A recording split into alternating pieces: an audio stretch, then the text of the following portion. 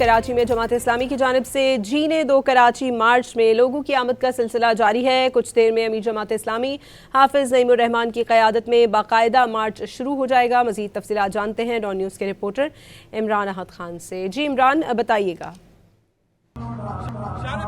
جماعت اسلامی نے جو جلسہ اس کے لیے پنڈال سجا دیا ہے۔ جماعت اسلامی کا گل پلازہ سمیت شہر کے مختلف علاقوں میں جو ڈمپر کے نیچے آ کے جو کراچی والے جو ہیں وہ اللہ کو پیارے ہو جاتے ہیں، اس کے حوالے سے گل پلازہ سمیت شہر کے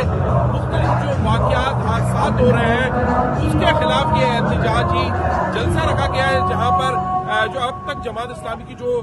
کابینہ ہے وہ تو پہنچ چکی ہے، کارکنان کی بھی بڑی تعداد یہاں پر پہنچ رہی ہے۔ کراچی کے مختلف علاقوں سے یہاں پر لوگ آ رہے ہیں اور جماعت اسلامی کے جلسے میں جو ہے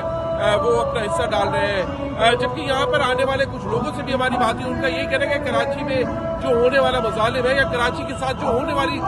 زیادتی ہے اس میں یہ آج اظہار یکجہتی کے لیے جماعت اسلامی کے جلسے میں آئے ہیں، جبکہ ہمیں یہاں کے مختلف جو ایریا ہے وہاں پر بھی کچھ نوجوان جو ہیں جن کا تعلق مختلف یونیورسٹی سے ہے وہ بھی نظر آ رہے ہیں اور وہ یہاں پر جو ہے کراچی کے حق کے لیے، کراچی میں جو زیادتی ہو رہی ہے اس کے لیے جو ہے وہ احتجاج کر رہے ہیں۔ ٹھیک ہے، بہت شکریہ عمران احد خان، ہمیں اسپاٹ سے اپڈیٹ کر رہے تھے۔